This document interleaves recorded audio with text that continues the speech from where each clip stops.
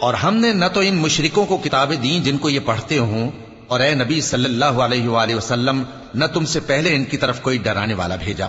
اور جو لوگ ان سے پہلے تھے انہوں نے تکذیب کی تھی، اور جو کچھ ہم نے ان کو دیا تھا یہ اس کے 10ویں حصے کو بھی نہیں پہنچے۔ پھر انہوں نے میرے پیغمبروں کو جھٹلایا، سو میرا عذاب کیسا ہوا۔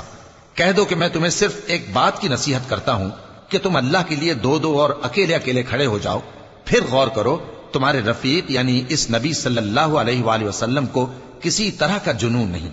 یہ تو تم کو سخت عذاب کے آنے سے پہلے ڈرانے والے ہیں۔ کہہ دو کہ میں نے تم سے کچھ صلہ مانگا ہو تو وہ تمہارا، میرا صلہ اللہ ہی کے ذمے ہے اور وہ ہر چیز سے خبردار ہے۔ کہہ دو کہ میرا پروردگار اوپر سے حق ہی نازل کرتا ہے اور وہ غیب کی باتوں کا جاننے والا ہے۔ کہہ دو کہ حق آ چکا اور باطل نہ تو پہلے کچھ کر سکتا ہے اور نہ دوبارہ کچھ کرے گا۔ کہہ دو کہ اگر میں گمراہ ہوں تو میری گمراہی کا ضرر مجھی کو ہے، اور اگر ہدایت پر ہوں تو یہ اس وحی کے طفیل ہے جو میرا پروردگار میری طرف بھیجتا ہے، بے شک وہ سننے والا ہے، نزدیک ہے۔